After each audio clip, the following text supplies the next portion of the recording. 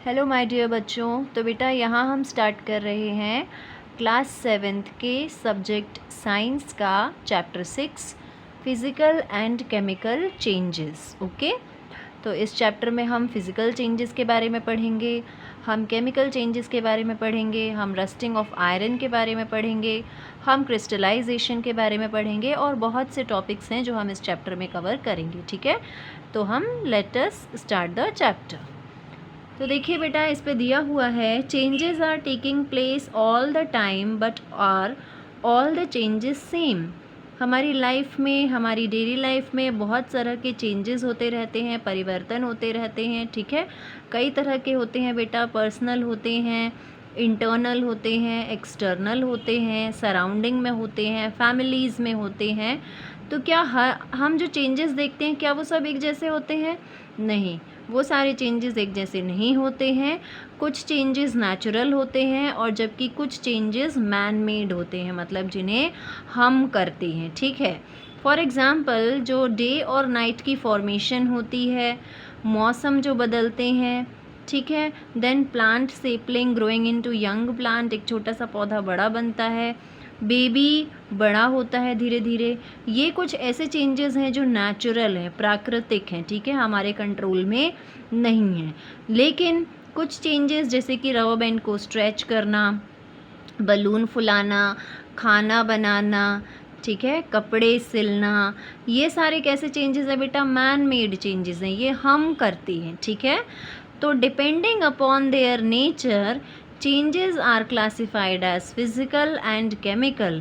तो जो चेंजेस आप समझ गए, दो तरह के चेंजेस होते हैं, नेचुरल और मैन मेड। ठीक है, अब इन चेंजेस को भी हमने क्लासिफाई किया है उनके नेचर के बेसिस पर, मतलब किस तरह के चेंजेस हैं, कैसे होते हैं, एट्सेट्रा एट्सेट्रा। ठीक है, तो हमने दो टर्म्स यहाँ पर इस्तेमाल की हैं, physical changes and chemical changes. Okay, so before studying the two type of changes we should study the terms and constituents related to them।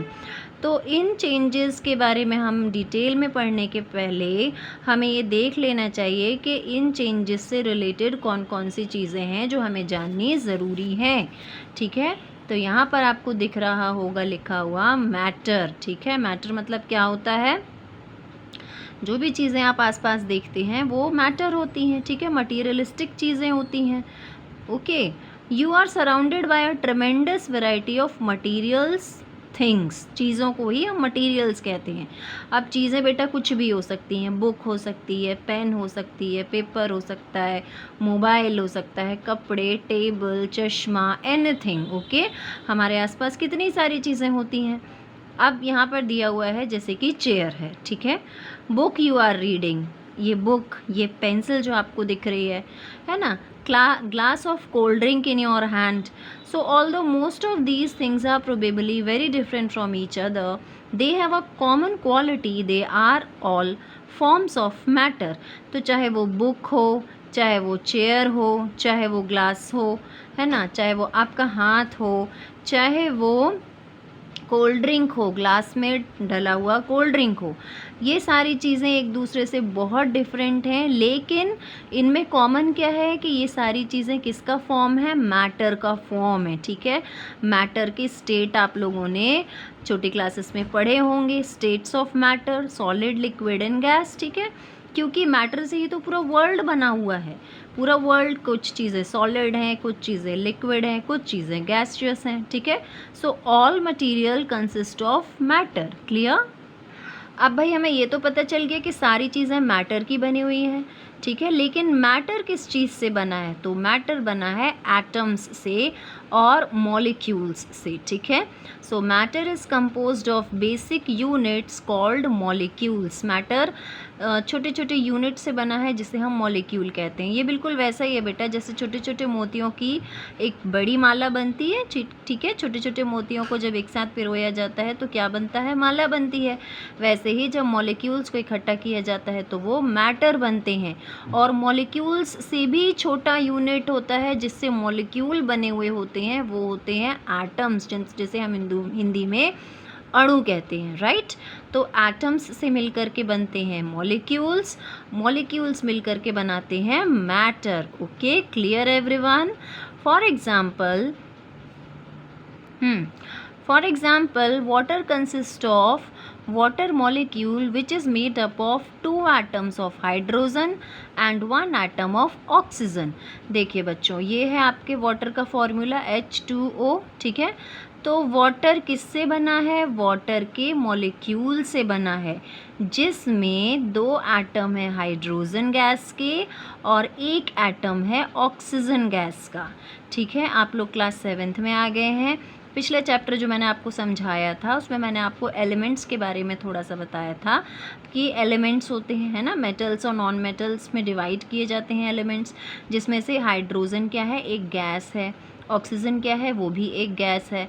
तो देखो बच्चों, 2 गैस मिलकर के एक लिक्विड बनाती हैं जो कि है हमारा पानी, दैट इज़ वाटर। ओके, तो यहाँ पर यही बताया जा रहा है कि ये जो पूरा H2O ये है ना, ये पूरा एक मॉलिक्यूल है, किसका? वाटर का, ठीक है। अब इस मॉलिक्यूल में 2 एटम है हाइड्रोजन के, क्योंकि H2O 2 लिखा हुआ है यहाँ, तो 2 एटम्स हैं हाइड्रोजन के और 1 एटम है किसका? ऑक्सीजन का। Clear everyone. तो ये हो गए एटम, एटम से बना मॉलिक्यूल, मॉलिक्यूल से बना मैटर या जो हमारा है वाटर, पानी, ठीक है। ये दिख रहा है यहाँ, एक एटम है ऑक्सीजन का और 2 एटम है हाइड्रोजन के। इतना क्लियर हुआ सारे बच्चों को? चलिए नेक्स्ट टॉपिक पर आते हैं। ये टॉपिक है प्योर सब्सटेंस। ओके, तो pure substance contains only 1 kind of molecule और 1 kind of atom. Pure substance ऐसे सब्सटेंसेस होते हैं बेटा जिसमें एक ही तरह के मॉलिक्यूल हो और एक ही तरह के एटम हो, ठीक है, मिक्सचर ना हो। जैसे इसमें हाइड्रोजन भी है, ऑक्सीजन भी है, तो ये प्योर सब्सटेंस है? नहीं, ये एक मिक्सचर है, ठीक है। लेकिन प्योर सब्सटेंस में एक ही तरह का मॉलिक्यूल होने चाहिए, एक ही एलिमेंट के, या तो फिर एक ही एलिमेंट के एटम होने चाहिए। For example, in sample of water all the parts making up the water are exactly same. जैसे कि वाटर के सैंपल अगर हम लें, तो यदि वाटर में सारे एलिमेंट्स जो हैं सबके एटम नंबर सेम है, जैसे कि अभी तो यहाँ H2O है, 2 एटम है हाइड्रोजन के, 1 एटम हो गया ऑक्सीजन का, सेम नहीं है, पार्ट्स अलग अलग हैं, ठीक है। तो यहाँ पर हमने क्या देखा कि these parts are water molecules and each molecule is made up of 2 atom of hydrogen and 1 atom of oxygen. Water में जो है मॉलिक्यूल्स तो हैं वाटर के। ओके, तो बच्चों हमने यहाँ देखा कि these parts are water molecules and each molecule is made up of 2 atom of hydrogen and 1 atom of oxygen. मतलब वाटर का हर मॉलिक्यूल 2 एटम ऑफ हाइड्रोजन और 1 एटम ऑक्सीजन से बना हुआ था, ठीक है। Similarly oxygen is a pure substance as it contains 1 kind of atom. तो वाटर के मॉलिक्यूल में 2 तरह के एटम है, that means it is not a pure substance. वहीं अगर हम ऑक्सीजन देखें, ऑक्सीजन एक प्योर सब्सटेंस है क्योंकि उसके अंदर ऑक्सीजन का ही एटम है बस, और कोई एटम मिक्स नहीं है। समझ में आई बात बच्चों? चलिए आगे बढ़ते हैं। अब हम देखेंगे एलिमेंट्स क्या होते हैं, ठीक है। तो all matter in the universe is made up of only a few basic unit called element. तो बेटा पूरे यूनिवर्स में जितना भी मैटर हमें दिखाई पड़ता है, जो हमें हमारे साथ है, वो कुछ फ्यू बेसिक यूनिट से बना है और उन्हीं यूनिट्स को हम एलिमेंट्स कहते हैं। मतलब ये जो हाइड्रोजन हो गया, ये जो ऑक्सीजन हो गया, आयरन हो गया, सिल्वर हो गया, है ना, एल्यूमिनियम हो गया, ये सब किस में आते हैं? एलिमेंट्स में आते हैं। इन्हें कुछ नाम देना ज़रूरी था ना, है ना। तो ये सब किस में, किसकी कैटेगरी में आते हैं? एलिमेंट की कैटेगरी में आते हैं। इन्हें हम क्या कहते हैं? एलिमेंट्स कहते हैं, ठीक है। So an element is a pure basic substance that cannot be split into simpler substances by chemical method। तो एलिमेंट क्या होता है? एलिमेंट एक ऐसा बेसिक प्योर बेसिक सब्सटेंस होता है जिसे आप और सिंपल सब्सटेंसेस में नहीं ब्रेक कर सकते। ओके, फॉर एग्जांपल ऑक्सीजन एक एलिमेंट है, तो अब आप ऑक्सीजन को और उसे ब्रेक डाउन करके उसे 2 गैसेस में नहीं कन्वर्ट कर सकते, ठीक है। वो एक ही गैस रहेगी आपकी ऑक्सीजन। ओके, तो there are only 118 elements known till date. तो जब से हमारी अर्थ की ओरिजिन हुई है तब से लेकर के अभी तक की डेट में टोटल 118 एलिमेंट्स हमने हमारी अर्थ में फाउंड किए हैं, हमें मिले हैं। नाउ क्वेश्चन इज़ कि ये एलिमेंट्स हमें कहाँ मिलते हैं हमारी अर्थ में, ठीक है। तो बच्चों ये एलिमेंट्स आपको अर्थ की क्रस्ट में मिलते हैं, ठीक है।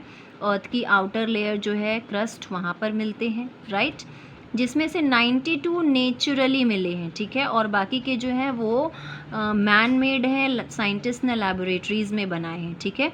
तो यहाँ पर आपको कुछ एलिमेंट्स के नेम दिए हुए हैं, hydrogen, nitrogen, oxygen, sodium, carbon, zinc, silver, gold, mercury, calcium, iron, copper, lead, chlorine. तो ये सारे नेचुरल एलिमेंट्स हैं जो हमें नेचुरली मिले हैं, ठीक है। और बाकी जो हमारे मैन मेड एलिमेंट्स हैं उनके बारे में भी हम बाद में बात करेंगे, ठीक है। तो इस वीडियो को मैं यहीं फिनिश कर रही हूँ। आप लोग ध्यान से सारे टॉपिक्स देखिएगा, एटम्स, मॉलिक्यूल्स को ध्यान से पढ़िएगा, अदरवाइज़ आपको समझ में नहीं आएगा, ठीक है। Up till then, thank you.